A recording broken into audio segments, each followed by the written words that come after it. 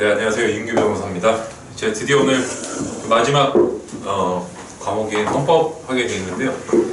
다들 이제 오래돼서 조금 까먹으셨겠지만 공법은 1강을 제가 따로 한번 미리 했었어요. 그래서 이제 기초적인 과정들은 그 동영상 제가 다 인터넷 들으시는 분들하고 현장 들으시는 분들 다 링크를 같이 걸어 드릴 테니까 그거 보시면서 다시 한번 복습하고, 오늘 기초적인 부분들은 다 그렇게 공부가 됐다고 전제를 하고 넘어가고 바로 헌법 이제 들어가겠습니다.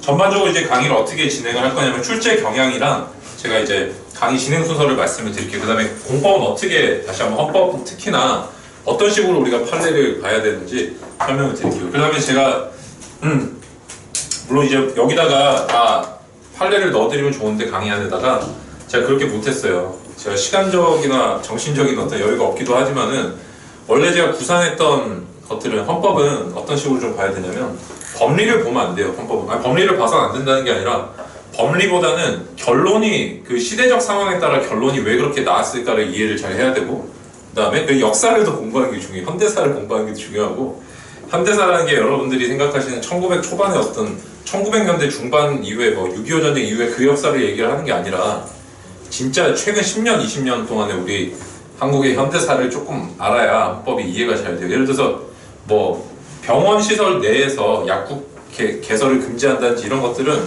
90년대 후반에 핫했던 의약분업이거든요.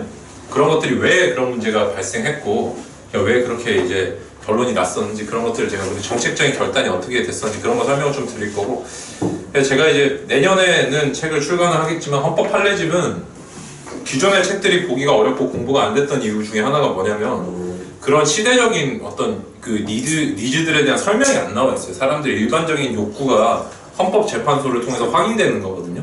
그게 대립되는 두 개의 양상이 있잖아요. 우리나라는 항상 보수랑 진보랑 그런 것들이 어느 영역에 있어서나 이제 충돌을 보이는데 그걸 조정하는 게 헌법재판소 역할이기도 하고, 헌재 같은 경우는 이제 9명으로 구성이 되잖아요. 그 9명의 구성이 결국에는 이제 대통령이 임명을 하게 돼 있지만은 일단은 그걸 추천하는 거는 3명씩 3권이 나눠갔거든요. 국회랑 행정부랑 법원이랑. 그러다 보니까 그 시대상, 근데 또 잘 보시면은 대법원장은 대통령이 또 임명을 해요. 대법원장은 대통령이 뽑고, 그 다음에 대법원장이 제청한 사람들이 대법관이 되고 이런 식으로 되기 때문에 대법관 회의에서 선출한 사람이 결국 헌재로 이제 3명의 몫이 주어지게 되는데, 잘 보면은 그래서 대통령의 몫은 결국 6개라는 걸 알 수가 있거든요. 그 다음에 국회 같은 경우도 여소야대가 되는 상황이 아니라면은 결국에는 대통령이 결국 모든 자리를 거의 영향권 행사를 하는 거예요. 그게 대통령이 당에서 축출되고 이런 상황이 아닐 테니까.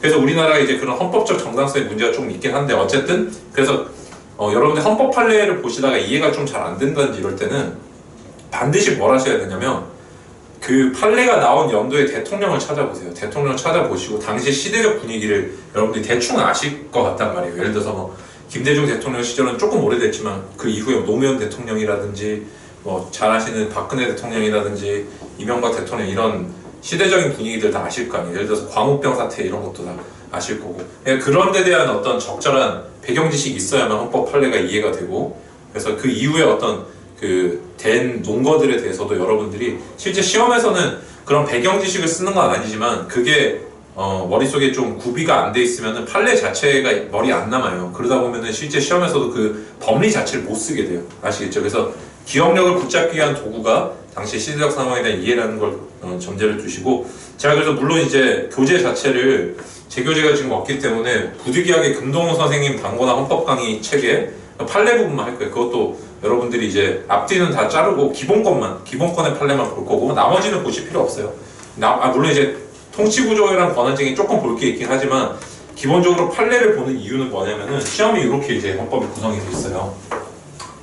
헌법은 헌법 총론이랑 이게 이제 헌법 총강에 해당을 하는 거예요. 우리 대한민국 헌법전에서 총강에 해당하는 거고, 그 다음에 기본권, 이게 국민의 권리와 의무라고 하는 2장에 들어있는 내용이고, 그 다음에 이제 통치 구조에 대해서 얘기를 하는데, 통치 구조, 그 다음에 마지막에 헌법 개정이 나온단 말이에요. 이제 우리 헌법이 이런 식으로 마무리가 되고 있어요. 근데 시험에는 어떤 식으로 출제가 되냐면은, 일단은 헌법은, 이 헌법 총론 같은 경우는 제가 항상 말씀드리지만 마지막 순서로 공부를 해야 돼요. 항상 총론은 무조건 마지막에 가야 돼요. 내가 강론을 모르는 상태에서 총론 아무리 봐도 의미가 없어요. 그래서 처음에 제가 공부를 하는 게 뭐냐면 통치구조편 안에서 이 기본권을 이해를 하기 위해서 헌재법을 먼저 공부를 할 거예요. 헌재법을. 이게 헌재법이 헌법소송법이거든요. 그러니까 우리는 실무관을 뽑는 시험을 치고 있기 때문에 헌재법을 공부를 해야 나머지 애들이 행정법처럼 이렇게 녹아서 들어가요. 아시겠죠? 그래서 헌재법을 먼저 하고 그다음 기본권을 한 다음에 통치구조를 하고 그 다음에 4번으로 같이 하는 게 헌법 개정하고 헌법 총론이에요. 이게 마지막에 이런 식으로 진행을 할 거예요. 그러니까 시험 문제는 어떤 식으로 나오냐면은 헌법 총론 같은 경우는 헌법 개정이랑 합쳐가지고 얘 하나 나오고 그 다음에 헌법 총론 거의 나오는 게 남는 거 헌정사밖에 없어요. 왜냐면은 제가 무슨 원리나 제도 같은 것들은 각자 거기 맞는 제도에다가 다 흩어가지고 공부를 같이 할 거거든요. 사실상 여러분들이 마지막에 헌정사로 공부하고 끝낼 거예요. 이렇게 될 거라서 이거는 결국에 나오는 포인트가 정해져 있어요. 헌정사의 포인트는 뭐냐면은 독재자들이 그러니까 우리 출제하는 교수님들 생각해보세요. 출제하는 교수님들이 보면 옛날 독재 시절에 데모 안 하시고 공부하신 분들이기 때문에 어쨌든 그 시대 상황을 잘 알고 있어요. 그러니까 여러분들이 예를 들어서 박근혜 대통령이 직전에 박근혜 대통령이 행복주거권 조항을 없애겠다고 얘기하면 여러분 극렬히 반대를 할 거란 말이에요. 마음속으로. 그런 것들 기억이 나시겠죠. 그러니까 그 당시의 시대를 사셨던 분들은 그게 자기 일이기 때문에 이걸 시험 문제에 내요. 그래서 그거랑 또 관련 있는 것들 뭐냐면 독재자는 하여튼 뭘 하냐면은 하나를 주고 하나를 뺏어요. 국민의 자유를 뺏으면서 추상적인 권한들을 줘요. 예를 들어서 우리 전두환 대머리 대통령 같은 경우는 그분 같은 경우는 행복추구권 조항을 만들었단 말이에요. 그러니까 대신에 20년 동안 장충체육관에서 간선제 명맥을 쭉 유지를 했잖아요. 그래서 나중에 뭐 1987 영화 보시면 아시겠지만은 그게 어떤 자기가 장기 집권의 시도 같은 걸 계속 한단 말이에요. 그러면서 뭔가 국민들한테 그런 걸 이제 조항을 만들어주고 이러면서 이렇게 좀 달래줬던 거죠. 이런 것들이 시험에 나와요. 그래서 시험에 나오는 포인트는 헌정사는 기본권 조항들의 새로운 들어온 목록이랑 그 다음에 양원제가 언제 시행이 됐는지 이거 두 개가 중심으로 나와요. 이거 두 개를 공부를 하시고 여기다가 플러스 알파 정도 공부를 하시면 이제 헌정사는 끝나요. 그래서 양원제가 이제 예를 들어서 뭐 20화국 때 우리가 양원제를 구성을 해가지고 처음으로 뭐 한번 실시한 적이 있다. 그 이후로는 박정희 시절부터 한 적이 없다. 30화국 때부터는 이런 걸 이제 결론을 알아두시면은 됩니다. 그래서 이거 마지막에 결국 헌정사로 끝낼 거고 그 다음에 여러분들 제가 금동호 선생님 책을 사시라고 말씀드린 거는 기본권이 역시 왜 이렇게 길어? 6문제에서 7문제 정도 나올 건데 이게 다 판례 문제예요. 판례 문제. 그래서 제가 저한테 이제 형법을 들으신 분들 아시겠지만은 제가 이름 뭐였어요? 갑자기 기억이 안 나네? 정당방위라든지 정당행위에서는 제가 설명 별로 안 하고 그냥 판례 외우고 끝내라고 그랬잖아요. 7개 정도 있었잖아요. 그러니까 딱 그 정도 느낌의 공부를 하는 게 바로 기본권이에요.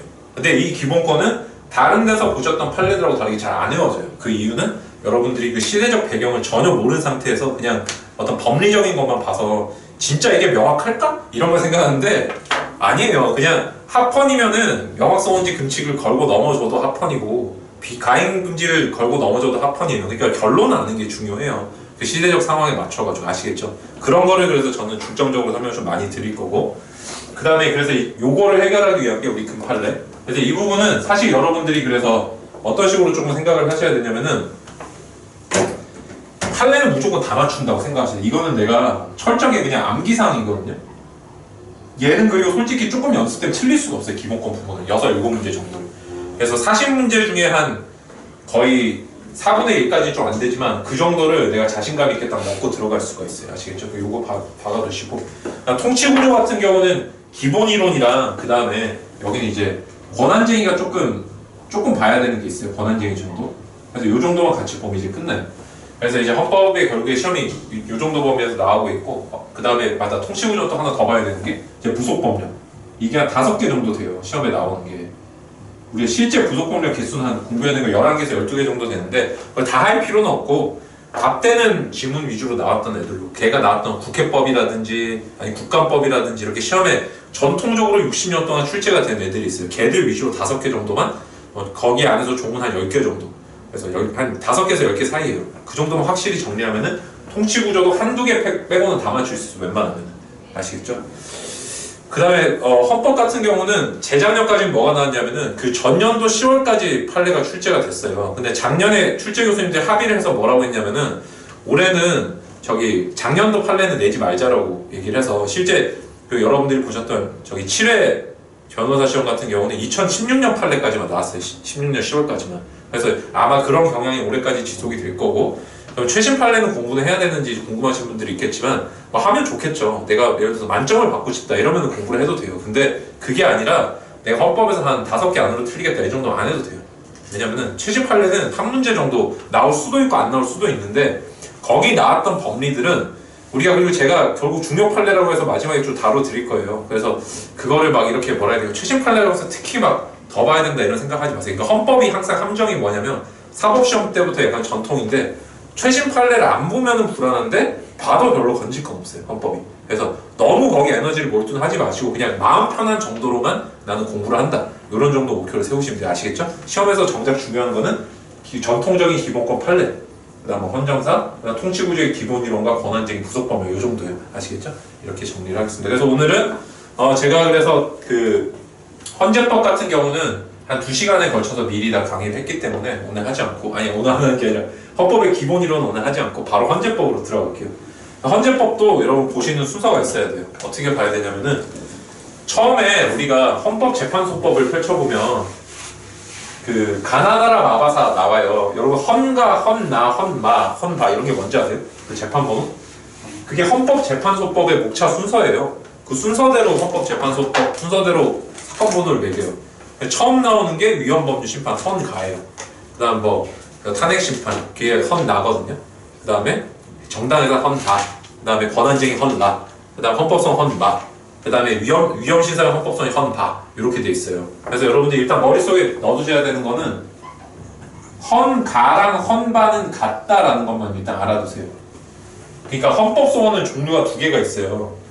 그 뭐 이제 권리구제형 헌법성, 위헌신사의 헌법성 이렇게 말을 많이 쓰거든요. 저도 그냥 그렇게 쓸게요. 근데 저는 하여튼 이 앞에 헌가 사건을 그 위헌법률 심판이라고 그러고 뒤에 걸 위헌심사형 헌법소원이라고 그러는데, 이게 용어가 헷갈리니까 합쳐가지고 그냥 저는 규범통제라고 할게요. 규범에 대해서 헌법재판소가 통제를 한다. 물론 이 규범이 이제 법률을 얘기하거든요, 원칙적으로. 그러니까 법률을 통제하는 시스템을 규범통제라고 그러는데, 제가 앞으로 강의 때는 규범통제라는 말을 쓰겠습니다. 그리고 나머지 이제, 그래서 여러분들 이제 보시면은 헌가 헌바 사건이 나오고, 그 다음에 저기 뭐예요, 탄핵심판은 여러분 역사적으로 2개 있죠.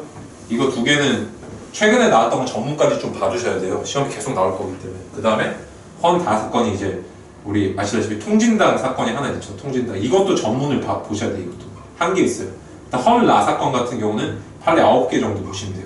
그 다음에 헌마가 이제 우리가 이제 헌법소원인데, 공부 순서는 어떻게 돼야 되냐면은 얘를 1번으로 해야 돼요. 헌마 사건을 1번으로 봐야 돼요. 왜냐면은 이거 결국에는 소송이라는 거는 대상적격, 원고적격, 협의의 소익 플러스 알파 이렇게 나눠지게 돼 있어요.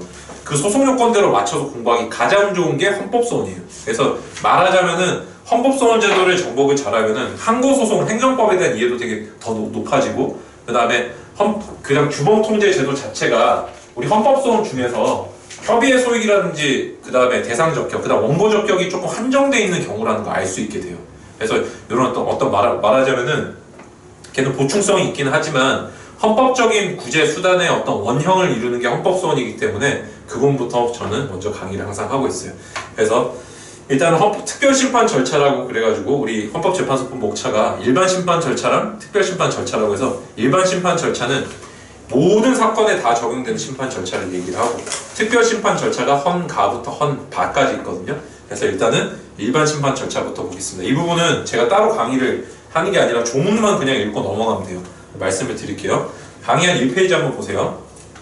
일단 지정재판부 제도라는 게 있는데, 헌법재판소의 재판관들은 보시면은 우리 TO가 이런 식으로 나눠져 있어요. 판사 TO 8자리, 그 다음에 검사 TO 1자리, 지금까지 이렇게 운영이 되고 있어요. 그럼 판사들도 자기가 보면은 전공 분야가 있을까요? 전문 재판 분야. 예를 들어서 나는 어떤 행정 조세를 잘한다, 어떤 사람 민사를 잘한다, 어떤 사람 형사를 잘한다. 물론 검사는 당연히 형사를 잘하겠죠, 그죠? 양창수 교수님이 만약에 헌법재판소 관으로 간다 이러면은 민사를 하시겠죠, 당연히. 행정을 하진 않겠죠, 형사나. 이런 식으로 자기가 원래 맡았던 전공 분야별로 사람을 묶어서 3명씩 묶어요. 그래서 팀을 3개를 만들어요. 이거를 지정재판부라고 해요. 지정재판부. 이 사람들은 뭘 하냐면은 지정재판부에서 핵심은 명확하게 기각된 사건인지 아니면 이게 적법 요건을 갖췄는지 그 사전 심사만 해요. 그러니까 적법 요건 판단 여부만 딱 구성을 해보는 거예요. 그것만 판단하는 거예요. 그래서 조문에서 핵심적인 사항은 이 1페이지 75조 사항이 제일 중요해요. 사항. 지정재판부는 전원의 일치된 의견으로 각하 결정을 하지 않는 경우에는 반드시 회부하여야 한다. 기속행위로 되어 있어요. 보이시죠? 그래서 이게 각하를 하거나 회부하거나 두 개밖에 없어요. 그 다음에 여러분 기각은 하진 않아요. 근데 기각은 실무상 이제 어떤 식으로 하냐면은 민사소송 같은 경우는 일관성이 없으면 각하를 시키거든요. 주장 자체가 말이 안 된다 이렇게 됐을 경우에는 그런 정도의 어떤 뭐라고 할까 각하의 끝은 그 기각의 끝과 동일하다고 이렇게 생각을 하셔도 돼요. 그러니까 명백하게 청구가 이유가 없으면은 기본권 침해 가능성 자체가 없대서 각하를 시켜버릴 수가 있거든요. 아시겠죠? 뭔가 이제 그런 느낌을 좀 받으시면 되고 그렇기 때문에 이제 지정재판부를 만드는 거예요. 그래서 얘들은 2개만 한다. 그래서 머릿속에 지정재판부 하면 결론은 2개만 넣어두세요. 각하, 회부 이렇게 2개만 아시겠죠? 인용이라든지 기각은 없어요. 그거는 본안에서 하는 거예요. 왜 그런 문제가 발생할까요? 이 헌법재판소법 72조 사항 같은 경우는 국민의 재판받을 권리를 침해를 해요. 이게 만약에 그 잘못 해석을 해버리면 국민은 헌법재판 받을 권리랑 일반 재판을 받을 권리 2개를 다 가지고 있어요. 근데 헌법재판을 받을 권리라는 거는 정당하게 구성된 9명의 재판관에 따라서 재판을 받을 권리거든요. 이게 탄핵심판에서도 문제가 됐었잖아요. 그죠? 근데 여기서 만약에 3명의 지정재판부에서 인용이나 기각 결정을 할 수 있다고 해버리면은 헌법 위반이 문제가 발생하게 돼요. 재판 정권을 침해하게 돼요. 아시겠죠?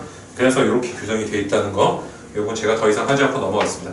그러니까 서면심리는 외우시면 되는데 일단 우리가 결정을 하기 위해서는 기본적으로 심리를 하고 결정을 하거든요. 그래서 제가 이제 모든 행위가 이렇게 구성이 된다 그랬죠. 여기 범죄 행위도 그렇고 국가의 행위도 그렇고 인식이랑 그 다음에 의사를 나눠야 돼요. 인식하고 의사를. 근데 인식에 해당하는 게 재판에서 뭐예요? 심리거든요. 심리.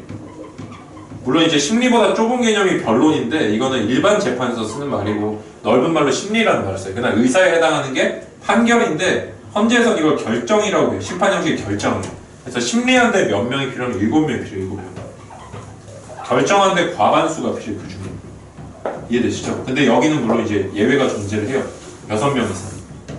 이걸 일단 큰 틀을 정리를 해두세요. 7명 이상 있을 때만 심리가 가능하다. 그래서 지금 이제 헌법재판소에서 헌법재판소 사람들을 재판관들을 이제 다들 막 줄줄이 퇴임하셔가지고 이게 심리가 안 되는 숫자까지 갔어요. 3명이 퇴임을 하는 바람에 6명이 되면 심리 자체를 못해요. 그래서 지금 후임 재판관들 뽑는 거 안 뽑는 게 굉장한 이슈가 됐었거든요. 그래서 여러분들 그게 작년에 시험에 나왔었잖아요. 그죠? 여러분 7회 그게 시험에 나왔었어요.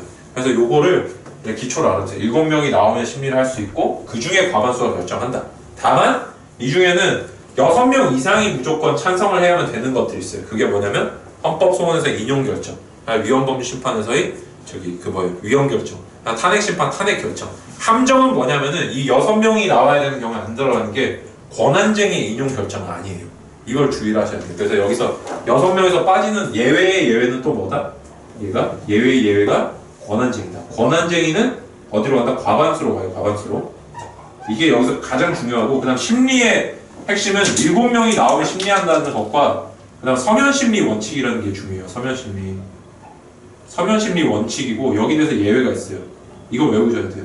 이거 탄핵이랑 그 다음에 정당해산 같은 경우는 그 사람들한테 적극적으로 변론할 수 있는 기회를 줘야 돼요. 가장 큰 불이익을 주는 거거든요. 서면심리한다는 게 사실은 이제 이거 서면심리제도 같은 경우는 여러분들이 요것만 보고 이해를 하시면 안 되고 뭐랑 같이 이해를 하셔야 되냐면은 얘는 2가지를 같이 보셔야 돼요. 뭐냐면은 변호사 강제주의랑 그 다음에 얘는 단심제. 헌법재판은 단심제거든요. 그러니까 서면심리 변호사 강제 단심제를 하는 이유는 뭐냐면은 서면을 갖고 쟁점을 빨리 정리를 하려고 그런 거예요. 그 다음에 변호사 강제주의를 하는 말은 뭐예요? 당사자한테 변론 능력이 처음부터 없다는 거예요. 당사자는 변론 무능력자예요. 청구인은 재판에는 나올 수는 있는데 출석 의무는 있지만 출석은 할 수는 있지만 출석 능력은 있지만은 뭐가 된다? 출정은 할 수 있지만 한마디도 자기가 심리를 변론할 수가 없어요. 이건 누구만 한다? 대리인이 변호사만 했을 때 이걸 뭐라고 그런다? 변론 능력이 없다고 얘기를 해요. 그죠? 우리가 민소에서도 제가 이런 비슷한 거 한번 한 적 있죠. 진술금지 명령을 받은 사람 같은 경우는 예를 들어 상소를 한 지 소재기 시에 변호사를 선임하는 선임 명령을 받았는데도 이걸 변호사를 선임 안 한 각하를 당하잖아요. 그죠? 그거 똑같아요. 그래서 우리가 헌법소원에서 예를 들어서 변호사를 안 데리고 왔다 이걸 먹었는데 각하를 당하는 거예요. 그래서 여러분들 사례나 기록에서는 변호사 강제주의 마지막에 써주잖아요. 그죠? 그거를 한 번 더 기억을 해두세요. 그래서 이게 이제 변호사 강제주의, 단심제, 서면심리 원칙, 이게 하나의 세트를 이룬다라는 걸 기억을 해두세요. 왜? 심리의 충실성을 기하기 위해서 그렇다라는 거 일단 이해를 해두시고, 딱 예외는 뭐다? 탄핵재판이랑 그 다음에 정당해산, 요 두 개는 이제 서면심리의 예외를 이루고 있어요. 그 다음에 그래서 구두명, 탄정, 권한쟁의를 빠뜨렸다. 권한쟁의까지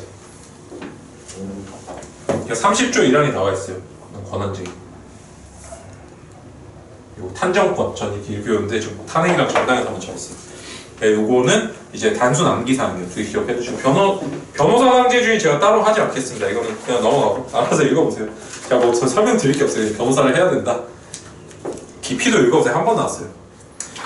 그러니까 여러분 4페이지 보시면은 취하의 허용이라는 게 나오는데 이게 갑자기 왜 나오는지 좀 의아하실 수 있어요. 근데 잘 보시면은 우리가 헌법 같은 경우, 특히 헌법소원 같은 경우는 뭐가 있냐면은 이중적인 우리가 뭐라 해야 되나? 성격을 갖는다라고 얘기를 해요. 그래서 얘는 헌법재판 같은 경우는 객관소송으로서의 성격과 그 다음에 주관소송의 성격을 모두 갖는다라고 얘기를 하거든요. 주관소송은 뭐냐면은 여러분이 알고 계신 민사소송이에요. 민사소송. 민사소송의 목적은 뭐예요? 권리구제거든요. 객관소송은 뭐냐면은 국가 행위의 적법성 통제가 목적이에요. 적법성 통제. 근데 잘 보시면 헌법재판은 이거 두 개가 합쳐져 있어요. 뭐냐면은 기본은 뭐다? 기본은 이거예요. 주관소송이에요. 기본. 얘가 기본이고 얘가 플러스가 되어 있는 객관소송. 그래서 원칙적으로 이 사람에서 헌법소원을 받아준다고 하더라도 기본권 침해가 구제가 안 되면 각하를 시켜요. 권리보호 이익이 없다라는 표현을 써요. 근데 만약에 이 사람뿐만 아니라 이미 이 사람은 못 살려줘도 나머지 다른 사람들 살려줘야 될 필요가 있다. 앞으로 침해가 반복될 것 같다. 이런 식으로 나올 때는 심판 이익이 있다 해서 예외적으로 권리보호 이익을 인정을 해줘요. 이건 용어가 조금 다른데 주관소송에서 무슨 용어를 쓰냐면은 권리보호 이익이라는 말을 써요. 권리보호 이익. 객관소송에서는 소의 이익이라는 말을 써요. 소의 이익. 그러니까 여기에 해당하는 게 다른 말로 심판 이익이라고 해요. 헌법소원에서는 심판 이익. 그래서 여러분들 이렇게 이해를 해두시면 돼요. 주관소송으로서의 원칙상 권리보이익이 없으면 뭐가 된다? 각하가 돼야 되는데 예외적으로 심판이익이 있으면 다른 사람들을 위해서 헌법적 해명의 기묘성 이런 말 들어보셨죠? 걔를 위해서 심판을 할 수 있는 이익은 존재한다면은 그때는 종국 결정을 선고를 한다. 기억을 해두세요. 이게 두 개 합쳐져 있어요. 그래서 이제 취하의 허용 같은 경우는 여기서 나오는 거예요. 주관소송적인 성격이 소송적인 성격이 주관소송적 성격을 건드리는가. 그래서 잘 보시면은 우리가 소송의 개시랑 그 다음에 대상이랑 범위는 종료는 모두 당사자가 컨트롤한다는 원칙을 처분권주의라 그래요. 근데 처분권주의가 끝까지 지켜지냐라는 거예요. 헌법 소원에서도. 근데 원칙적으로 처분권주의가 적용이 된다라고 기억을 해두시면 돼요. 그래서 개시 같은 경우는 처분권주의가 그대로 적용돼요. 헌법 소원은 직권으로 절대 개시 못해요. 헌법재판은. 이건 그대로 적용되는데 대상 같은 경우는 세모예요. 세모. 왜냐면은 여기는 우리가 신소송물 이론을 따르고 있어요. 헌법재판은. 그래서 여러분들 헌법재판 때 박근혜 대통령 탄핵 때 뉴스에서 많이 보셨겠지만 헌재가 뭐라 그랬냐면 권성노 소추위원장이 박근혜 대통령 잘못이 이렇게 맞습니다라고 했는데 헌재가 이렇게 얘기했어요. 네가 뭐라고 얘기를 하든 간에 그걸 법적 관점에서 재구성하는 건 헌재의 역할이다.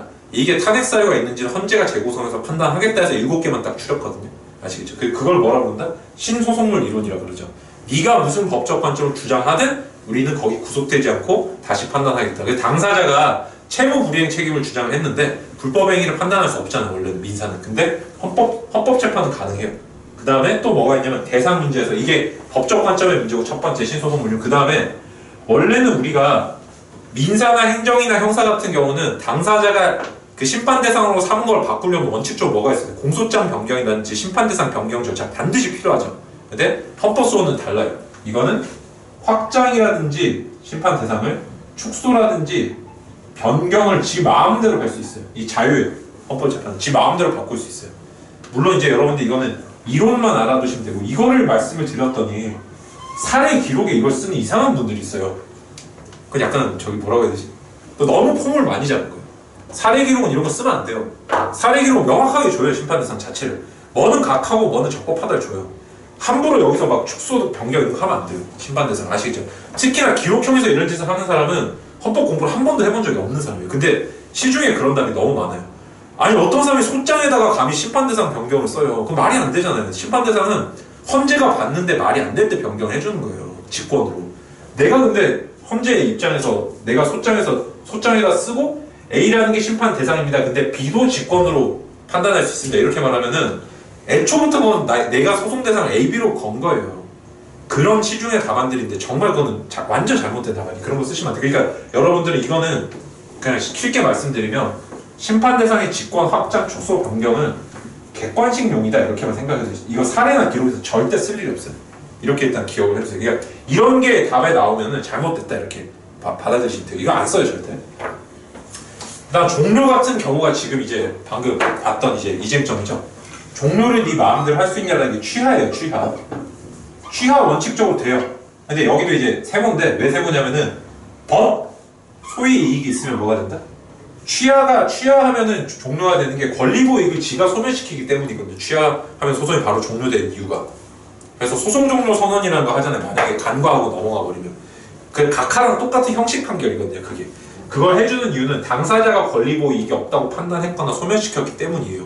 그런데 똑같은 틀로 뭘 할 수 있다? 여전히 심판 이익이나 소외 이익이 존재하면 심판할 수 있겠죠. 예를 들어서 당사자가 취하를 해서 소송은 종료되었다 선언하면서 다만 헌법적 해명의 필요성이 기요하므로 여기 대해서는 판단하기로 한다 이렇게 해버리면 하는 수가 있다는 거 이해되시죠? 그래서 종료에 있어서는 우리가 처분권주의가 또 세모다. 완벽하게 적용되고 있지 않다. 그래서 처분권주의가 적용되는 거는 심판의 절차의 개시에만 적용되고 나머지는 다 수정되고 있다. 이렇게 기억을 해주세요. 이게 민소의 원칙이 수정되는 예외예요. 그 다음에 이런 종국결정 같은 경우도 아까 설명드렸어요. 원칙은 뭐다? 과반수. 그러나 6명 이상 돼야 되는 게 위헌, 탄핵, 정당해산, 그 다음 헌법소원 인용, 그 다음에 판례 변경 이렇게 이제 23조에 나오는데 여기 안 들어가는 게 제가 뭐라 했어요? 함정이 바로 권한쟁의 인용결정은 이거는 50년의 역사를 자랑하는 지문이에요. 맨날 나와 이거는 맞추시고 밑에 건 한번 읽어보세요. 어디서 판단하고 막 그런 것들 한번 여러분들이 조문 읽고 넘어가시고 이거 제가 설명드릴 건 아니고 다만 이제 5페이지의 마지막 건 제가 설명을 드릴 거예요. 36조 종국결정에 심판에 관여한 재판관은 결정서에 의견을 표시해야 된다. 이게 뭐냐면은 여러분 이거는 노무현 대통령에 대한 탄핵 결정 이후에 새로 입법이 된 거예요. 그 당시에 무슨 문제가 있었냐면은 근데 진짜 치사한 게 그 당시에 이제 야당이 노무현 대통령 탄핵에 반대하는 재판관들이 어떤 놈들인지 보고 싶은 거예요 이게.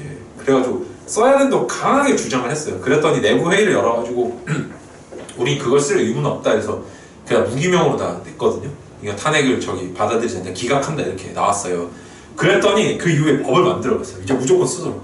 그래서 이번에 잘 보시면 박근혜 대통령 탄핵 때 어떻게 해버렸냐면은 솔직히 김희수 재판관님 같은 경우는 완전 극진보기 때문에 그분 같은 경우 탄핵 때 유일하게 탄핵이 아니라 정당해산 때 유일하게 반대한 분이거든요. 그 다음에 아마도 제 생각이 저 연수원 때 제 원장님이셔서 그분 성향을 조금 아는데 되게 점잖게 자기 할 말씀 하시는 분이라서 솔직히 저는 그분이 탄핵에 반대하셨을 거라는 생각이 많이 들었어요. 근데 결국에 최종적인 결론은 뭐였어요? 전원 일치였잖아요. 그럼 왜 그랬을까요? 그건 탄핵의 국민적 정당성 실어주기 위해서 헌재가 정책적 결단을 내린 거예요. 왜냐하면 분명히 반대는 있었을 건데 안자체를 여러 개를 만들어 놓고 마지막에 한 번에 합쳤을 거예요. 그냥 기왕 이렇게 탄핵하기로 다수결로 결정이 됐으면 그냥 전체 의견으로 일치해서 국론을 분열되는 걸 적게라도 막자라는 취지였을 거란 말이에요. 그래서 그런 게 의견서를 쓰라고 하니까 그런 식으로 의견 합쳐버리는 거예요. 이해되시죠? 그래서 이게 노무현 대통령 탄핵 때 이렇게 문제가 된 적이 있다라는 걸 좀 기억을 해두시고 가처분 같은 경우는 우리가 정당해산하고 권한쟁의 여기 두 개만 있어요. 조문이. 근데 가처분은 이제 우리가 헌법소원에서 특히나 가장 유명한 판례가 뭐냐면 사법시행령 효력정지 가처분이라 그래가지고 그 사법시험 시절에 사법시험 시행령이라는 법규 명령에 대한 효력정지 가처분을 받아준 적이 있어요. 즉 뭐냐면은 헌마 사건이죠. 헌마. 헌법소원, 권리구제형 헌법소원에서 가처분을 받아준 예가 존재를 해요. 그래서 그 판례만 정확하게 기억을 해두시면 돼요. 사실 이제 여러분들이 7회 시험을 치셨던 분들이 약간 트라우마가 생길 수가 있는 게 작년 문제가 진짜 이상한 게 나왔어요. 예를 들어서 이 경우에 가처분 인용됐냐 안 됐냐 물어봤는데 그런 거 나오면 틀리시면 돼요. 그거 시중에 제가 모든 교수님들 교과서를 봐도 그런 거 안 나와요. 그런 게. 그러니까 그리고 가처분을 심도 있게 공부하는 예는 없어요. 지금까지 한 번도 없기 때문에 이런 거는 어떻게 하면 되냐면은 내가 진짜 상식적으로 판단하거나 아니면 얘가 상식적으로 했는데 만약에 판단이 안 되면 틀리면 된다 이렇게 그냥 마음을 편하게 생각하세요. 가처분에 있어서 여러분이 머릿속에 넣어두셔야 되는 거는 뭐냐면은 정당해상과 권한쟁의에만 규정이 있는데 나머진 규정이 없는데 헌법소원에서 될 것인가 그 다음에 뭐 위헌법률심판 규범통제에서 될 것인가 물어봤을 때 뭐는 된다. 적어도 법령 헌법소원과 거기 준하는 사안에서는 가처분을 받아들인 적이 있다라는 것만 아시면 돼요. 나머지 사안은 그냥 뭐가 된다? 그냥 개또 치세요. 시험 문제 나오면 그냥 나의 리걸 마인드를 푸세요. 이게 진짜 현명한 전술이에요. 여기서 막 가처분 판례를 막 찾아서 공부해보면 소용이 없어요. 왜? 일반 교과서에 안 나와요. 이 문제를 출제한 분이 약간 특이한 분이에요. 제가 봤을 때.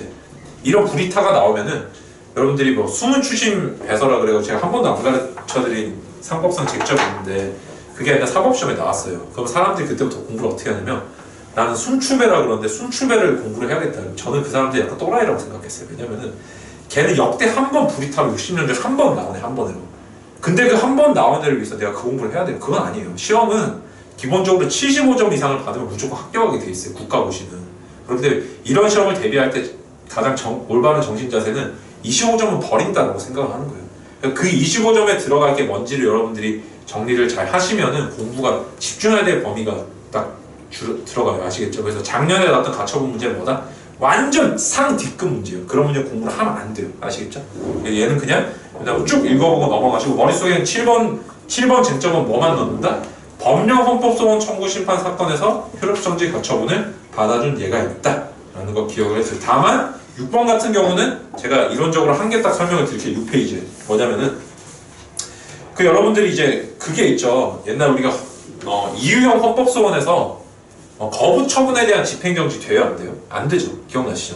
왜? 집행정지를 하더라도 생기는 상황이 존재하지 않는다는 게 주된 논거였는데 근데 잘 보시면은 우리가 공권력 불행사 헌법소원에 대해서 예를 들어서 뭐 거부 처분에 대한 헌법소원에 대해서 공권력 거부인 헌법소원에 대해서 어떤 사람이 헌법소원을 제기를 하면서 거부를 취소해달라고 얘기를 하면서 거기에 대해서 가처분을 신청을 했어요. 헌법소원에서 가처분 된다며. 그래서 가처분 신청하면은 우리가 그냥 머릿속에 든 사고로는 뭐가 되냐면 거부 처분에 대한 집행정지가 안 되기 때문에 여러분 집행정지랑 가처분의 관계는 이렇게 돼요. 가처분이 훨씬 넓고 가처분이 한 9개 있으면 그 중에 1개가 집행정지. 집행정지는 용어가 뭐의 줄임말이냐면 얘는 무엇의 효력정지 가처분의 줄임말이에요. 그래서 잘 보시면은 이 좁은 범위에서 가처분 안 받아줬으면 큰 의미의 가처분은 안 되는 거거든요. 똑같은 사안 유형에서. 근데 헌법소원은 잘 보시면은 최후의 보루잖아요. 그래서 이게 공권력 불행사, 거부 처분에 대해서 실질적인 거부 처분 사안에서 가처분을 허용한 예가 있어요. 말하자면 집행정지를 해준 예가 있다고요. 그게 우리 행정법하고 달라요. 요거는 조금 기억을 해주셔야 돼요. 그게 9페이지에 나와요. 보세요. 입국 불허 결정을 받은 외국인이 난민인정심사 불회부 결정, 거부 처분이죠. 취소소를 제기한 후에 변호인 접견 신청을 했는데 거부되죠. 여기서 대상은 변호인 접견 신청이에요. 변호인 접견 신청 같은 경우는 이거 항고소송 대상 아닌가요? 아닌 게 여러분 잘 보시면은 그 수사기관의 처분은 준항고라고 해서 제도가 따로 있어요. 그게 있다 보니까 변호인 접견 처분에 대한 거부는 이렇게 교도관이 거부를 한다든지 이렇게 할 텐데 이게 과연 항고소송 대상이 되는지 자체가 되게 불명확한 거예요. 이게가. 그래서 이게 헌법소원을 제기를 한 사안이고 여기서 뭘 받아줬다? 이렇게 받아줬어요. 변호인 접견을 허가해야 된다는 가처분 인용 결정을 한 거예요. 이해되시죠? 그러니까 요건 어떤 느낌하고 비슷하냐면 우리가 행정소송에서는 이유형 거부처분 같은 경우는 그런 게 있죠. 우리가 이유형 거부처분은 행정소송 자체에서 구제가 잘 안 되잖아요. 의무이행 소송이라는 게 없잖아요. 근데 행정심판에 가면 의무이행 심판이라고 해서 거부에 대해서 내가 원하는 결과까지 다 받아주잖아요. 그게 넓잖아요. 헌법소원은 그 넓은 것까지 다 받아서 해준다는 걸로 기억을 해두시면 돼요. 그래서 변호인 접견 거부에 대한 저 효력정지 가처분 하면 뭐가 된다? 변호인 접견 허가 인용 결정이 나요. 허가 결정이 나온다는 거예요. 이해되시죠? 이렇게 행정소송과는 조금 다르다라는 걸 기억을 해두세요. 그 다음에 7페이지 넘어가시면 헌법재판은 제가 단심제라는 거 설명을 드렸죠. 그렇기 때문에 상소라는 게 존재를 하진 않아요. 상소제도는 존재하지 않지만 뭐는 있다? 재심은 있다. 명문의 규정은 없지만 우리가 재심을 받아준 예가 있어요. 추상론은 뭐냐면 헌법재판소는 재판부 구성이 위법하거나 중대 명백한 위법이 있어서 재심을 허용하지 않으면 현저히 정의에 반한다. 중대 명백설이네? 그죠? 이게 이제 일반론이고, 그 다음에 실제 받아준 사안은 판단 유탈 사례가 있어요. 뭐냐면은 기각 계산을 잘못해서 권성재판관님인가 그랬는데, 여러분 이게 행정소송 때 제가 국가배상에서 한번 설명드렸는데 200만 원 국가가 배상 한번 해준 적이 있다고 그랬죠. 그게 이 사안이에요.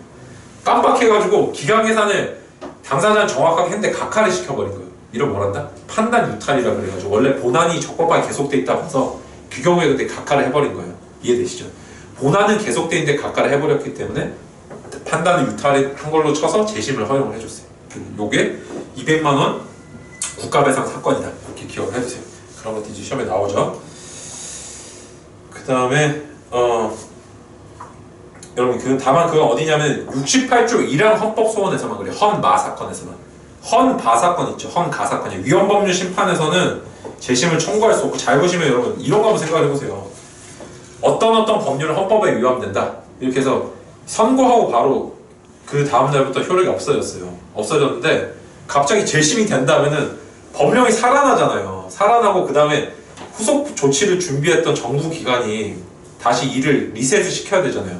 그런 걸 막기 위해서 규범 통제에서는 재심이 절대 안 돼요. 당사자 권리 구제를 위한 위헌 68조 1항 헌법소원에서만 재심을 받아준 예가 있다. 판단 유탈의 유일한 예가 존재한다. 이렇게만 기억을 해주세요. 이게 이제 중요하고. 자, 그래서 여러분 여기서 잠시 10초 정도 우리가 뭘 했는지 머릿속으로 리마인드를 해보시고 다음으로 넘어갈 게 헌법소원이에요. 헌법소원. 헌법소원은 제가 행정소송처럼 이건 제가 만든 건데 유형론을 제가 3개를 나눴어요. 저는 옛날에 이제 사법시험 공부할 때 어떤 식으로 했냐면은 제가 독일 책을 보고 제가 힌트를 얻은 건데, 독일에는 그 공법 연습이라고 해서 헌법이랑 행정법 연습을 같이 하거든요. 근데 거기 보니까 무슨 제목 뭘 하다 보니까 법령소원, 처분소원이라는 말을 쓰더라고요. 그래서 제가 야, 나도 이거 헌법 사례집을 공부할 때 법령소원이랑 헌법소원이 뭔가 다르니까 선진국에서 이거 다르게 본 이유가 있겠지라고 해서 제가 적법용어를 따로 정리를 해봤거든요. 그랬더니 이게 놀랍게도 이게 유형화가 돼요. 그러니까 법령소원에서는 어떤 요건만 검토를 하면 되고, 처분소원에서 뭐만 검토를 하면 돼요. 그걸 제가 설명을 드릴게요. 그래서 제가 이제 원래 두 문자 같은 거 제가 진짜 싫어하지만은 그냥 간단하게만 지금 이제 막판이니까 말씀을 드리면, 여러분 헌법소원부터 일단 보면은 일단 기본론을 좀 설명을 드릴게요. 이건 제가 이제 저의 유형론이에요. 저의 유형론. 헌법소원은 기본적으로 이제 헌재법 68조 1항에서 이제 규정을 하고 있고, 2항은 아니에요. 2항은 규범통제예요. 규범통제. 우리가 말하는 헌법소원은 헌재법 68조 1항의 헌법소원만 얘기를 하는 거예요. 그러니까 얘는 어떻게 되면 마찬가지로 적법요건이랑 그 다음에 본안요건 두 개를 나눌 수가 있어요. 적법요건 단계부터 일단 크게 설명을 드릴게요. 대상적격, 그다음 원고적격. 물론 이제 청구인이라는 용어를 써야 정확한데, 그러니까 여러분이 알고 계신 틀대로 설명할게요. 그냥 원고적격이라고 할게요. 그 다음에 뭐도 있다? 협의 소임. 그 다음에 나온 게 뭘까요? 그 다음에 전치주의. 전치주의. 전치주의가 있어? 네. 헌법소원은 필요적 전치주의를 택하고 있어요. 이거 말을 뭐라고 쓰냐면 보충성이라고 써요. 보충성. 3글자로 줄여서. 헌법소원은 반드시 필요적 전치주의를 거치고 있어요. 두고 있고, 마지막에 뭐다? 제소기간. 제소기간은 행정소송하고 똑같죠? 90일? 1년. 여긴 이제 변호사 국선대리인 신청했을 때 예외가 존재를 해요. 그래서 그건 조금 이따가 이제 우리 기록형 같이 모아서 공부를 할 거고, 일단 이렇게 큼직하게 우리 알고 있는 똑같은 틀로 한번 정리를 해보세요. 이렇게 해야 이제 자기가 실력이 늘어요. 일단 헌법소원의 대상은 뭐예요? 68조 1항에 나오죠? 이건 1유형, 2유형 다 포함해요. 3, 4유형도 다 포함한데, 공권력의 행사 또는 불행사예요. 행사 또는 불행사. 헌법, 행정법 때 봤던 이게 인류형, 이게 이유형이죠. 물론 여기 3유형, 4유형도 있겠죠. 다 포함되는데 실제 이제 헌재 판례는 존재하진 않는데 일단 포함된다는 거 기억해 두시고. 그 다음 원고는 뭐예요? 원고는 기본권을 침해받은 자. 기본권 주체예요. 그래서 기본권 주체. 정확히 기본권 침해받은 자. 정확히 침해 가능성만 주장하면 되죠. 왜냐면은 침해받은 자인지 아닌지는 본안에서 판단을 하는 거고 적법요건 단계에서 이제 가능성만 주장하면 된다고 제가 민소 때부터 계속 설명드렸잖아요. 그래서 너가 권리자라는 가능성만 주장하면은 바로 원고적격, 피고적격이 생기잖아요. 그죠? 실제 걔가 전부 채권자인지 아닌지는 본안에서 판단하는 거잖아요. 그죠? 그다음 협의 소익 같은 거 여러분 알고 계시죠? 여기서 다만 표현을 뭐라 쓴다? 권리보호 이익이란 말을 써요. 왜?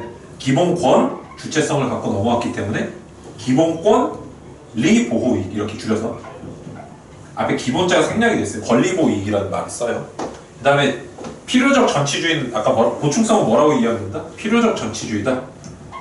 여기선 다만 행정심판 전치주의가 아니라 일반 재판 전치주의라 생각하시면 돼요. 일반 재판.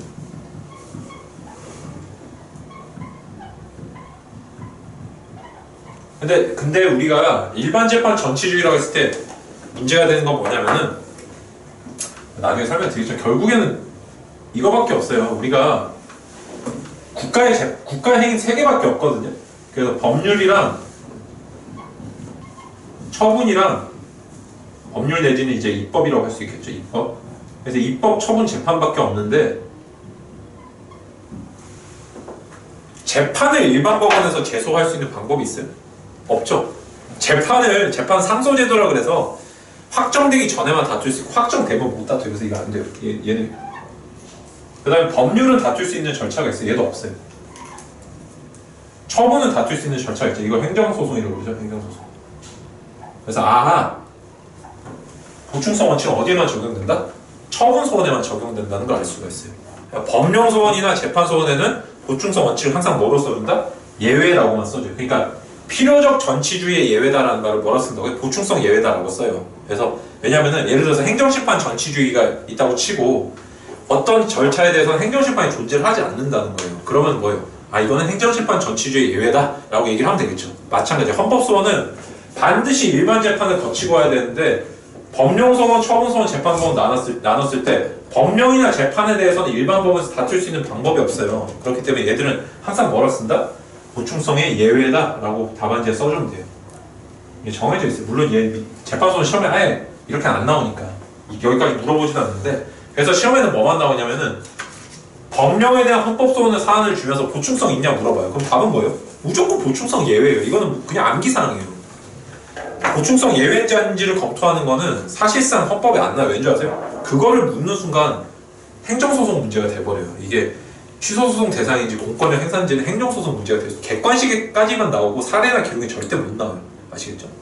물론 이제 문제되는 사안 중에 한 5개 정도 있어요. 국가인권위원회 진정이라든지 몇 개 있는데 그건 나중에 좀 보기로 하고 지금 이렇게 일단 큼직하게 기억을 해두세요. 그러니까 처분에 대해서만 행정소송 절차가 있고 나머지는 일반 법은 못 다툰다. 이렇게. 자, 그럼 여기서 이제 여러분 하나 빠진 게 좀 보이죠? 뭐예요?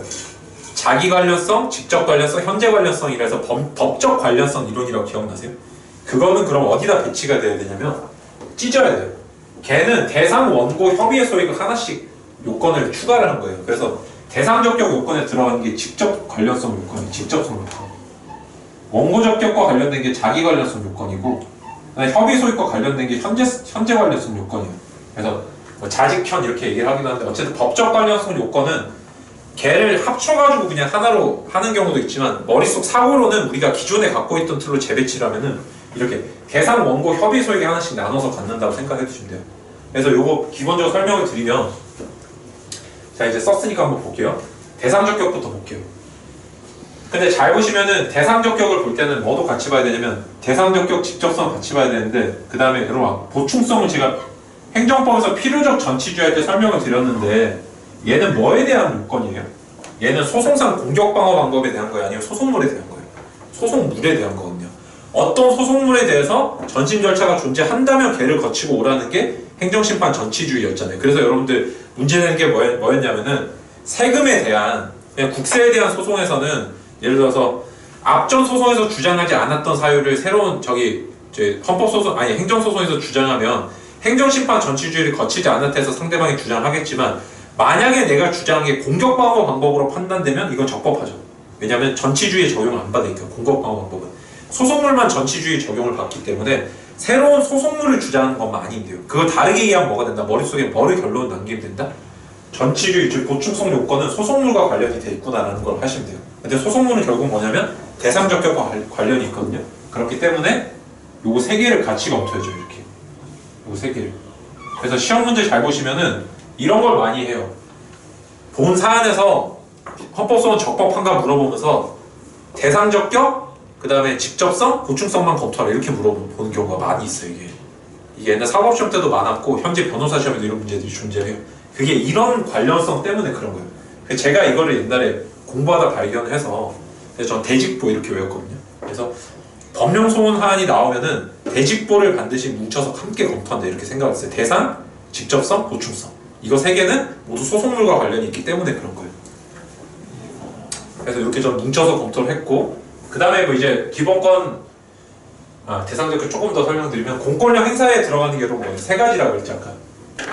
법령, 처분, 재판 이렇게 세 개로 나눌 수 있는데 처분 같은 경우는 뭐가 돼요? 법령은 당연히 헌법소원 대상이 되는데 처분 같은 경우는 원칙적으로 안 돼요. 왜? 얘는 행정소송 대상이기 때문에 안 받아줘요. 그 다음에 재판 같은 경우도 원칙적으로 안 돼요. 이게 원칙이 물론 이제 예외가 존재하긴 하죠. 둘 다 존재하는데 원칙은 잘 보시면은 헌법소원은 법령소원하고 처분소원 중에 일부만 해주는 게 헌법소원이에요. 이렇게 이해를 하시면 돼요. 그래서 요거를 그림으로 그려보면 어떻게 되냐 도식화를 조금 시켜보면 입법, 행정, 사법을 세 개로 나눴을 때 입법이랑 행정이랑 사법을 나누면은 이제 이렇게 하면 형식적 의미의 얘들이 행위 형식이 나오거든요. 입법부 행위, 행정부 행위, 사법부 행위. 근데 그게 아니라 국가의 소송 대상 행위는 실질적으로 이렇게 나눠진다고 제가 말씀드렸어요. 이만큼이 처분이에요, 처분. 다른 것도 섞여 있지만 그 다음에 실제로 이게 입법, 법률 이게 재판. 제가 드리고 싶은 말은 정확한 그림은 아닌데 입법부나 사법부도 처분을 한다는 거예요. 예를 들어서 박근혜 대통령 재판에 대해서 뭐라 했어요? 뽑기를 했잖아요. 우리가 방청권을 얻는 사람만 재판을 볼 수 있다. 그래서 나머지 사람에 대해서는 뭐라는데 방청 불허 결정을 하잖아요. 신청하면은 저 방청권이 없으면은 그죠?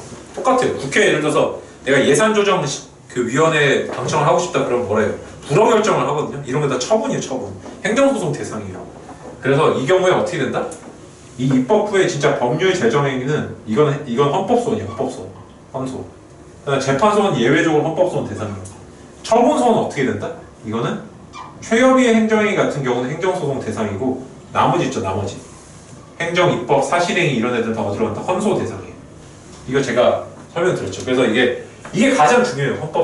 헌법소원과 취소소송을 볼 때는 두 개를 합치면 국가 전체 행위가 나온다는 거 기억을 해두셔야 돼요. 요거 이제 간단하게 복습해보면 뭐였어요? 최협의의 행정행위는 행정소송 대상이고 헌법소원 대상은 아니고 그 다음 행정입법 같은 경우 행정입법 뭐예요? 처분적인 입법인 경우에만 행정소송 대상이죠. 두밀공격 폐지 조례라든지 이런 애들. 그 다음 행정계획도 뭐예요? 이것도 헌법소원 대상이고 다만 예외적으로 구속적인 행정계획 더 이상 변동되지 않는 정도로 구속적인 행정계획 같은 경우는 예외적으로 항고소송 대상이었죠. 그 다음에 사실행위 중에는 권력적 사실행위 그 중에서도 단수 단전 조치만이 행정소송 대상이고 나머지 권력적 사실행위 다 어디로 온다? 헌법소원으로 온다 그랬죠. 물론 비권력적 사실행위는 아직 연구가 많이 안 이루어져서 헌법소원 대상도 있고 행정소송 대상도 있고 많이 나눠져 있어요. 예를 들어서 건축 신고에 대한 그 불수리 결정, 거부 결정은 뭐예요? 이게 행정소송 대상인데 그거 말고 다른 일반적인 안내나 통지 거부에 대해서는 헌법소원으로 받아준 예가 조금씩 존재를 해요. 얘는 다 아직 발전도상에 있는 분야다. 이것도 제가 설명을 드렸어요. 그죠? 기억해 주시면 돼요. 그래서 대상을 위주로 나누면은 헌법소원의 유형이 나와요. 뭘로 나눈다? 법령소원, 처분소원, 그 다음에 재판소원. 이렇게 세 개로 나눠서 할 거예요. 제가 그래서 이렇게 세 개를 나눈다. 대상을 갖고.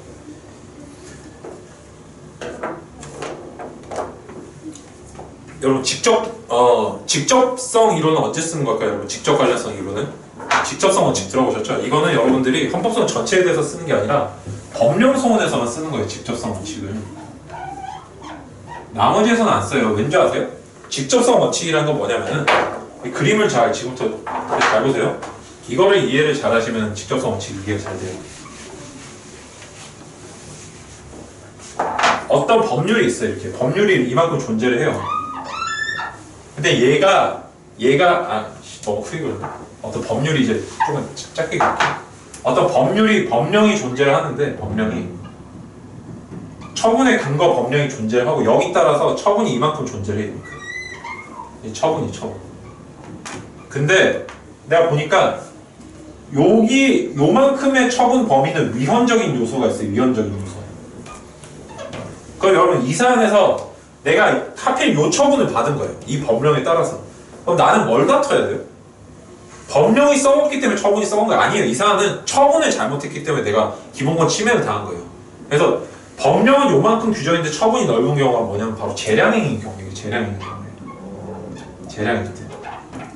그래서 특히나 이 처분이 재량행위일 때는 이 재량 처분 자체를 다퉈야지 법령을 다투는 게 소용이 없어요. 법령은 그냥 네가 알아서 해라라는 저 권한만 줬을 뿐이고 재량행위가 문제가 있었기 때문에 기본권 침해를 받은 거거든요. 근데 그거 말고 거꾸로 법령이 이렇게 있는데 밑에 행위가 기속행위다. 요거 그대로 해야 된다. 기속이다 이런 거예요. 얘를 통해서 내가 기본권을 침해를 받은 부분이 있다고 치면 그건 잘 보시면 법령 자체가 썩었기 때문에 그 행위를 그대로 옮긴 것에 불과하거든요. 법령에 따라서. 그죠? 그래서 잘 보시면은 이건 뭐에 따른 기준이냐면 직접성 원칙은 재량행위인 경우에는 처분을 다툴 것. 그 다음에 재량행위가 아니라 기속행위인 경우는 뭐다?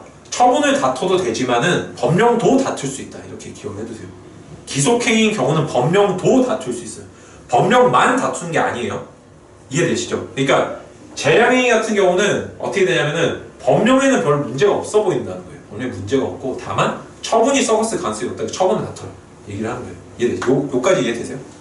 근데 물론 여기 위에 그래서 이제 직접성 원칙을 두 개로 나뉘어요. 재량행위인 경우는 원칙적으로 직접성이 없고 법령소원이에요 지금. 그 다음에 기속행위인 경우는 법령소원 직접성이 있다. 이렇게 두 개. 이게 원칙이 첫 번째 원칙이고 두 번째 근데 예외가 존재를 해요. 처분이 재량행위라 하더라도 만약에 얘에 대해서 다툴 수 있는 절차가 존재하지 않는다면 얘가 행정소송 대상인지 애매하다. 그럼 어떻게 한다? 그 처분을 헌법소원 대상으로 들고 와도 되고 그러면 처분소원이 되겠지만 뭐가 된다? 그 법령을 들고 와도 된다는 거예요. 그러면 법령소원으로 직접성 원칙 예외로 인정이 돼요. 여러분 요 기름을 잘 보세요. 이 그림 뭐가 중요하냐면 이거 너무 질문이 많아요. 처분에 대해서 일반 법원에서 못 다투면은 헌법적으로 구제 절차 두 개가 있다는 거예요. 뭐냐면은 이 처분 자체에 대한 소원을 제기를 할 수 있어요. 이게 처분 소원이 돼요. 처분 소원. 처분 헌법 소원이 돼요. 이 경우는 뭐가 된다? 처분 자체가 직접성이 있어요. 그 다음에 얘는 보충성 예외예요. 보충성 예외. 이해돼요? 일반 법원에서 안 받아주니까. 맞죠? 그 다음에 이 경우에 법령에 대해서 헌법소원을 제기하면 뭐가 된다? 얘는 법령소원이 돼요. 법령소원. 법령소원이 제기가 되면은 두 가지가 되겠죠. 직접성은 뭐다? 예외다. 직접성 예외. 그 다음에 보충성은 언제나 제가 예외라고 그랬죠. 근데 여러분 그래서 요게 이제 문제가 되고 여러분 근데 직접성 원칙은 보충성 원칙은 제가 아까 설명 좀 드렸는데 보충성 원칙은 실제 보충성 헌법소원을 받아들여주는 사례에서는 99.9%가 보충성 예외라고 생각을 하시면 돼요. 왠지 아세요? 법령소원은 무조건 보충성 예외죠. 처분소원 같은 경우는 원래 일반 법원에 가야 되잖아요. 근데 걔가 못할 경우에만 우리한테 오거든요. 잘 보시면 걔도 보충성 예외예요. 재판소원 같은 건 원래 보충성 문제를 안 삼아요. 그래서 잘 보시면은 문제되는 판치사항을 다 찾아보면 다 보충성 예외예요.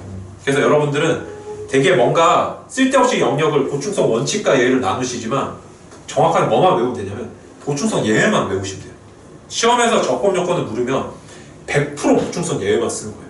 아시겠죠? 그래서 이게 여러 번 이렇게 공부를 해서 정리를 하다 보면 좀 정리가 이게 남는 게 있는데 이게 결정화되는 게 있는데 뭐냐면 사실상 보충성 예외만 문제된다. 그 다음 직접성은 뭐다? 법령소원 같은 경우는 예외, 처분 같은 경우는 원칙. 이 두 개가 됩니다. 법령 소원이 직접성이 문제되면 얘는 예외. 처분 소원은 무조건 원칙 이렇게. 왜냐면은 잘 보세요. 법령, 처분 상대방 이렇게 내려올 거 아니에요. 그러니까 더 가까운 게 뭐예요? 당연히 처분이죠. 법령 멀잖아요. 그러니까 법령이 직접성 인정되는 예외를 요건에 해당하는 수밖에 없어요. 이해되시죠? 이게 직접성 원칙. 그 다음에 이제 원고 적격 넘어가면 68조 1항은 여러분 헌재법 68조 1항은 실질적 의미의 헌법이에요. 걔는 그 법률이 아니에요. 내용이 헌법이에요. 내용이 헌법을 구체화시켜주기 때문에. 여러분 그런 법리 기억나시죠? 실질적 의미의 헌법이 무슨 뜻이냐면은 여러분 그거 행정규칙 형식의 법규면 기억하시죠? 상위 법령과 결합하여 대외적 구속력을 갖는 그 똑같아요. 헌재법은 헌법재판소 보면 헌법의 규정과 결합해서 대외적 효력을 갖는데 무슨 효력을 갖겠어? 상위법의 효력을 갖거든요. 얘는 그래서 무슨 효력이다? 실질적인 의미의 헌법이라고 불러요. 그래서 헌재법은 폐지를 못해요.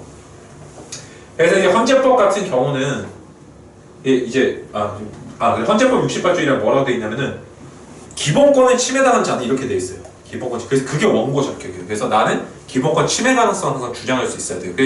여기서 문제되는 거는 실질적으로 일반 사람은 이게 문제가 안 되고 크게 두 가지 국면에서 문제가 돼요. 기본권 주체성은 뭐냐면은 어떤 기본권, 위치, 어떤 기본권이 너가 침해되니 이걸 물어보고 그 다음에 너는 거기에 대해서 자격이 있냐를 먼저 물어봐요. 그런 말을 할 자격은 있니? 자격에 해당하는 게 뭐냐? 외국인이랑 법인이랑 미성년자 세 개 있어요. 일반 사람이 문제를 물어볼 때 이거 안 써요. 근데 외국인이랑 미성년자랑 법인은 애초에 너가 기본권을 누릴 수 있는 자격은 있는지를 반드시 써줘야 돼. 이게 기본권 주체성의 문제를 그러거든요. 이렇게 요거는 유형화 시켜도 이게 틀을 딱 만들어두세요. 그래서 여러분들이 잘 보시면 기록형 사례는 다 외국인 아닌 법인이었어요. 그 다음에 여러분 미성년자가 하나 있었어요. 김동식이라고 그래가지고 3회 때 학교에서 퇴학받은 애 있거든요. 그런 애들. 근데 우리가 이렇게 뻔한 거를 시중에 답안지에는 답이 안 써있어요. 그런 게. 저는 이게 굉장히 충격적인데 저는 옛날부터 그래서 공부를 되게 유형화해서 하는 걸 좋아해가지고 머릿속에다가 이렇게 해놨어요. 법령소원이 나오면은 대직법 검토하는데 직접성 무조건 예외다. 보충성도 예외다. 그래서 동그라미 예외 이게 머릿속에 이렇게 대직법하면 동그라미 예외 이렇게 머릿속에 이렇게 잡혀 있었거든요.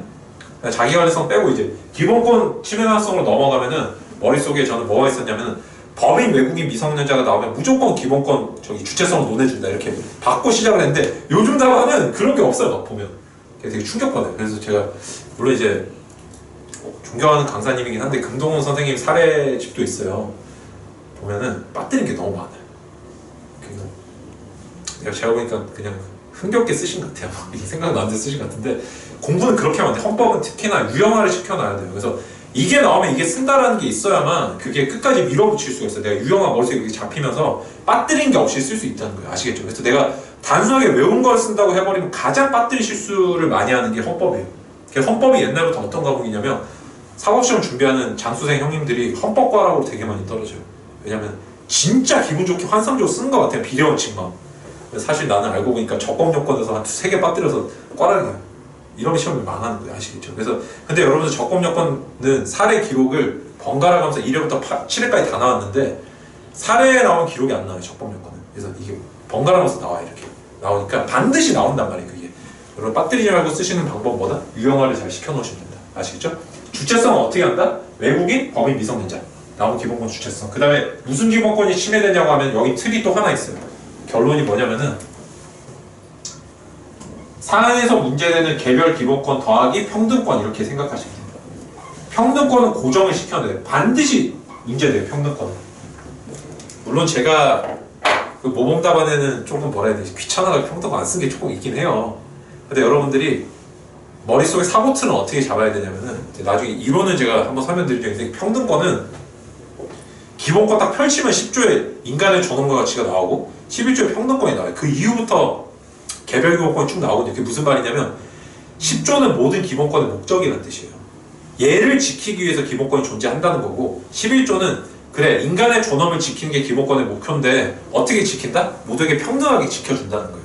이게 방법적 기초예요. 다시 말하면 뭐예요? 이런 게 정정석 교수님 책이나 허영 교수님 책에 보면 나오는데 그럼 나는 이걸 읽었다고 사례에 어떻게 적용할까? 사례에는 이런 틀을 머릿속에 갖고 있으면 돼요.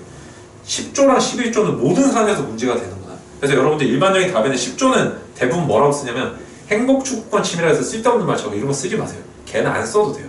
헌재가 얘는 보충적 기본권이라고 해서 쓰지 말라 그랬어요. 안 써도 되고 다만 뭘 써준다? 11조는 반드시 써야 돼. 평등권은 무조건 쓰는 거예요. 그래서 어떤 사안에서 기본권 침해 가능성을 물어보잖아요. 그러면은 주체성 빼고 나면은 뭐가 남냐면은 내가 이 사안에서 정상적인 방식으로 생각했을 때 떠오르는 기본권이랑 평등권 두 개만 써주면 무조건 합격이에요. 근데 조금 어려운 사안은 두 개를 물어볼 수가 있어요. 예를 들어 사제 광고, 김동식 퇴학당한 게 3회의 기록인데 그 사안 같은 경우는 판례가 두 개가 있어요. 판례가 옛날에 동아일보사에 대해서는 사제 광고 명령에 대해서는 그 양심의 자유 침해를 검토했는데 나중에 방송법 위반 사건에서 인격권 침해를 검토를 했거든요. 그래서 두 개를 다 써야 돼요. 실제 채점기준법 법무부 채점기준표상으로는 양심의 자유만 쓰면 3점, 인격권까지 쓰면 1점 플러스예요. 아시겠죠? 근데 양심의 자유를 빠뜨려 인격권만 쓰면 뭐가 된다? 1점밖에 못 받는 거예요. 아시겠죠? 그래서 기본권 침해 가능성은 최대한 많은 기본권 생각해내는 게 중요해요. 이게 가장 중요해요. 최대한 내가 정상적인 사고로 봤을 때, 그 다음에 헌재 사례에서 봤던 기본권 걔를 써줘야 돼요. 예를 들어서 여러분들이 공무원이 SNS에다가 어떤 정책을 반대하는 글을 남겨가지고 이게 해임 처분을 당했는데 이런 사안에서 기본권 뭘 주장해야 돼요? 정치적 표현의 자유를 써야 되거든요. 근데 어떤 사람이 재산권을 썼다. 봉급이 깎이니까 재산권이다. 이런 거 돼요. 그러면 점수가 안 나요. 아시겠죠? 그러니까 판례상 문제가 됐고 절대 다수의 사람들이 떠올릴 만한 기본권을 여러분들이 이거는 사람마다 다르니까 답이 다를 수 있다고 생각하시면 안 되고 내가 많이 봐서 익숙해져야 돼. 일반적인 그 머조리티의 사고에 익숙해지셔야 돼. 아시겠죠? 이게 핵심 포인트예요. 이게. 그러니까 너무 엉뚱한 답을 쓰는 분들이 가끔 존재를 해요. 출국의 자유를 검토를 해야 되는데 재산권 쓴다든지 막 이러면 저도 막 채점하다 황당한데 그런 실수만 안 하시면 돼요. 사실 여기서는 상상력을 좀 발휘를 하셔야 된다. 평등권. 그 다음에 여기서 자기관련성은 뭐냐면 여러분 자기관련성은 우리가 행정법에서 배운 적이 있어요. 언제 배웠을까요? 기억나세요 혹시? 자기관련성 인류형에서 직접 상대방 이론이라고 그래서 행정처분의 직접 상대방은 언제나 원고 적격을 갖는다는 이론을 헌법에서는 자기관련성 이론이라고 해요. 공권력 행사의 상대방은 언제나 기본권 침해 가능성이 있다라는 게 자기관련성 이론이에요. 그러면 자기관련성 뭐가 나올까요? 시험 문제는 반드시 이렇게 나와요. 갑이랑 을을 주고 갑은 법규의 직접 상대방인데 을은 직접 상대방이 아닌 걸 내줘요. 근데 처분소원은 시험에 안 나오거든요. 처분소원은 행정법 문제가 되기 때문에 시험에 안 나오고 무조건 법령소원밖에 안 나와요. 시험은 사례 기록에 무조건 법령소원이 나오는데 그럼 상대방은 어떻게 가릴까요? 요런 그림도 기억을 조금 해두시면 좋아요. 저는 이제 머릿속에 그림이 되게 많은데 여러분들이 빨리 학교 가셔가지고 제가 저 그림 그려드리면 그거 빨리 만들어 주셔야 돼요. 제가 혼자서 지금 하기 너무 힘들어가지고. 잘 보세요. 처분의 특징은 뭐냐면은 원고 적격은 누가 가져요, 여러분? 이거 생각하면 계직구죠, 계직구. 개별, 직접, 구체적 이익을 갖는 사람이 원고 적격을 하는데 그 말은 뭐예요? 처분이라는 거는 개별적이고 직접적이고 구체적인 상대방에 대한 행위라는 뜻이에요. 국가 행위 중에. 그렇기 때문에 얘는 상대방 자체가 이렇게 정해져 있어요, 이렇게. 이 처분 자체가. 이게 처분의 특징이에요. 행정처분은 상대방이 정해져 있다. 그래서 나머지 사람 뭐가 된다? 얘들이 삼류형이 문제가 되는 거예요. 나는 상대방 아닌데 다투고 싶다. 이해되시죠? 근데 법령 같은 경우는 어떻게 되냐면 얘랑 달라요. 법령은 애초부터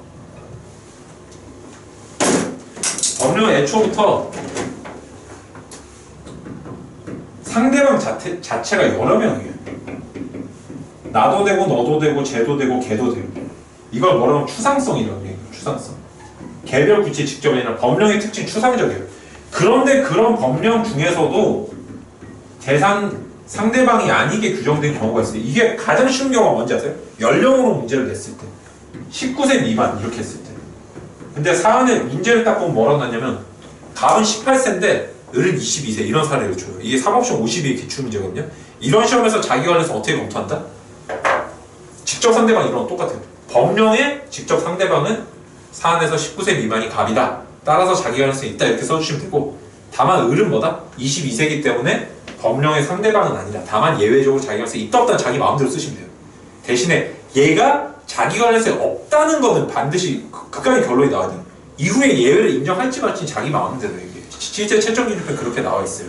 다만 이 판단 기준을 써주는 게 중요한 거예요. 그래서 자기관련성 사례는 보통 시험 유형이 3가지가 나오거든요. 이게 가장 어려운 축이고 보통 어떻게 나오냐면은 미리 그냥 설명을 드리면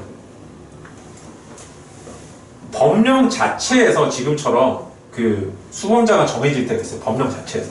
누구를 상대로 적용이 된다 이럴 때 있고, 그 다음에 법령에 따른 처분이 있어요. 처분을 할 수 있는 권한만을 정해둔 경우가 있어요.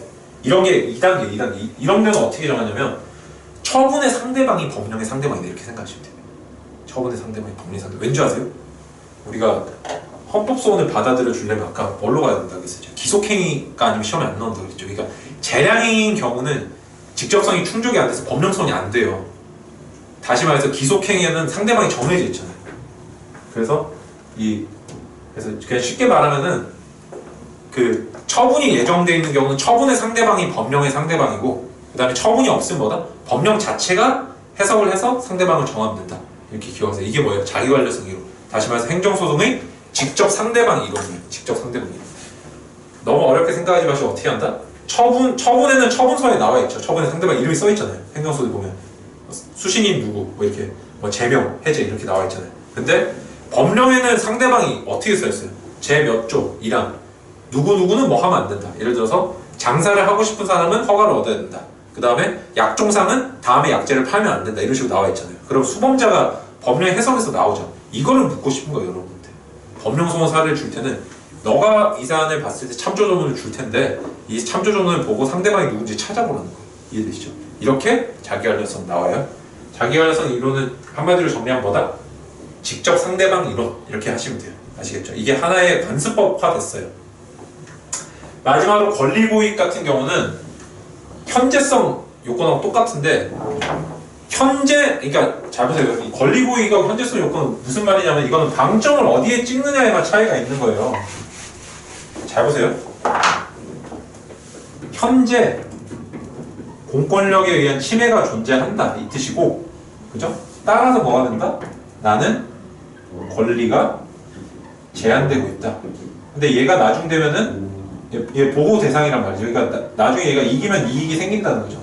그죠? 근데 여기에 초점을 맞춘 게 권리고의이고, 그러니까 보호 대상에 초점 맞춘 게 권리고의. 그 다음에 침해 행위에 초점을 맞춘 게 현재성 이론이에요. 그래서 이건 어떻게 되냐면은 이미 과거에 침해가 종료됐을 때는 방점을 여기다 지금 권리고의이에요. 권리고의이게 예외다 이렇게 표현해요. 이미 과거에 침해가 종료됐지만 헌법적 해명의 필요성이 있다. 이걸 권리고의이게 예외라고 그러고, 아직 침해가 발생하지 않은 경우 침해에다 방점을 찍어요. 그래서 어떻게 하면 현재성 예외돼요. 아직 침해가 현재화되진 않았지만 장래에 일어날 것이 명백하니까 미리 받아준다. 근데 둘 다 뭐다? 그래서 권리고의과 침해 그 현재성 이론은 뭐다? 동전의 양면이다 이렇게 생각하시면 돼요. 아시겠죠? 다만 표현을 달리 할 뿐이다. 과거에 침해가 종료됐을 때는 권리고의익을 쓰고 아직 침해가 발생 안 했을 때 현재성 예외라고 쓴다. 표현만 달리한다. 그럼 여러분들 여기서 이제 하나 마지막으로, 그러면 헌법적 해명의 필요성 그건 도대체 언제 어떻게 쓸까요? 판례 준칙이 있어요. 과거에 종료됐든 미래에 발생할 것이든 예측 가능성이 있으면 판단해줘요. 이미 침해가 과거에 종료됐지만 침해가 반복될 것이 예측되는 경우, 이때는 헌법적 해명의 필요성이 있다 이렇게 판단하고, 그 다음에 아직 침해가 발생하지 않았지만 나중에 침해가 발생할 것이 현재 확실히 예측되는 경우 예외가 인정된다. 그래서 잘 보시면 뭐예요? 준칙이. 준칙의 판단 기준은 예측 가능성이에요. 이해되시죠? 이렇게 끝나는 거예요. 그 다음에 여러분 아까 필요적 전치주의는 제가 많이 설명드렸죠 벌써. 이거 보충성 원칙 이거 할 필요 없고, 그 다음에 제소기간은 90일 1년 했죠.